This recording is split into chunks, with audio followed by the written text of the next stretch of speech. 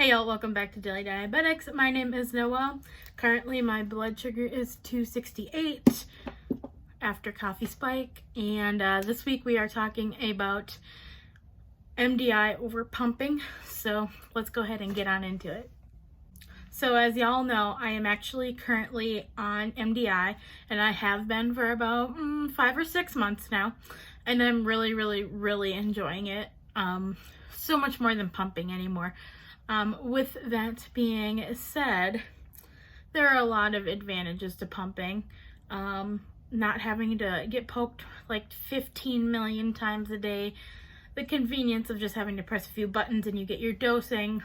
But on the other side of that, there's always that thing in the back of your head that's like, you know, the site could fail.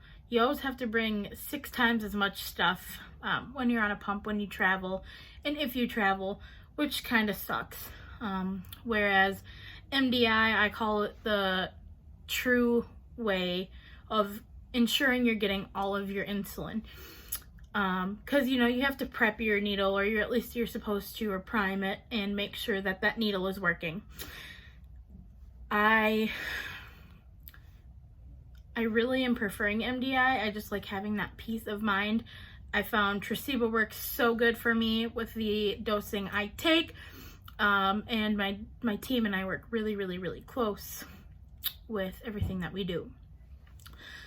The only disadvantages of shots is honestly like the multiple pokes, but I'd rather have to deal with the multiple pokes than a failed pump site, not knowing it's a failed pump site and going high, going into DK, potentially having to go to the ER, etc. So MDI, in my opinion, is a lot better. It's something I'm going to stay on, and I'm going to pair it with my Dexcom, because MDI and being on Dexcom together is so good. Currently I'm just using the disposable pens. My doctor didn't think it was necessarily necessary for me to get the InPen, which I expressed that I wanted, but she said we could talk about it.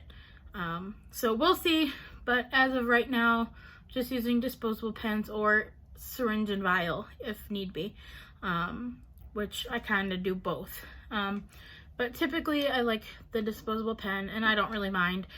The only problem with MDI and using disposable pens is I tend to stack insulin. I've always been someone that stacks, whereas the InPen would tell me if I had IOB, which is also an advantage of a pump. However, that's not going to push me back to a pump.